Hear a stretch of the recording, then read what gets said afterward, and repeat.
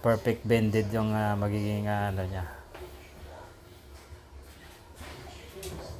Okay. Yan. Yan na, lambot na siya.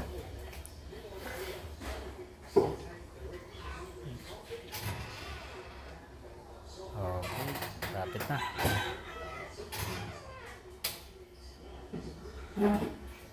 Kaya mas maganda sa direct heat. Mabilis siya mag-bend at i-bend mo siya ng maayos kaagad. Okay. See? Yung gitna lang yung binibend ko dyan kasi yung sa paglalagay ko sa bangka sa boat ko. Sa pinakadulo.